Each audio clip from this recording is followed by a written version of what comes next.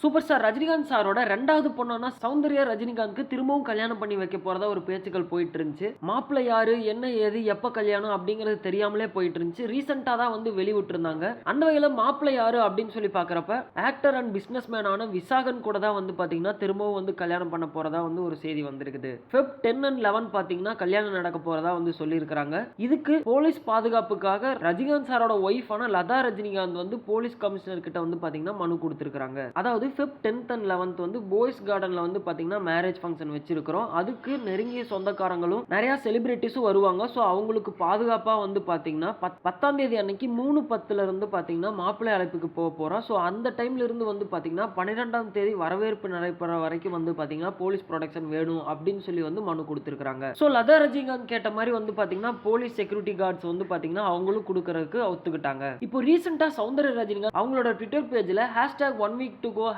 #bride mode #blessed #wed Visakan Soundarya #family அப்படின்னு சொல்லி ஒரு 3 ஹார்ட்டை போட்டு அவங்களோட போட்டோவை போட்டிருக்காங்க. ஸோ இந்த போட்டோ மூலியமா நம்மளுக்கு என்ன சொல்ல வராங்கன்னா, அதாவது நான் கல்யாணத்துக்கு ரெடி ஆயிட்டேன், ஒரு வாரம் தான் இருக்குது, I am back to the கல்யாண மோட் அப்படின்னு சொல்லியிருக்காங்க. So Feb 11th and 12th வந்து பாத்தீங்கன்னா இந்த கல்யாண வேலையெல்லாம் முடிச்சுட்டு நம்ம சூப்பர் ஸ்டார் ரஜினிகாந்த் சார் வந்து ஏஆர் முருகதாஸ் கூட சேர்ந்து ஒரு படம் பண்றதா இருக்குது. அந்த படத்துக்கான வேலைகளை வந்து இறங்க போறாரு. ஸோ அதுக்காக 90 நாட்கள் கிட்ட வந்து கால் ஷீட் கொடுத்திருக்கிறதாவும் ஒரு தகவல் வந்துட்டு இருக்குது. ஸோ அது எந்த அளவுக்கு உண்மை அப்படிங்கிறது படக்குழுவினர்கிட்ட இருந்து வரும்போது தான் நம்மளுக்கு அஃபீஷியலா தெரிய வரும்.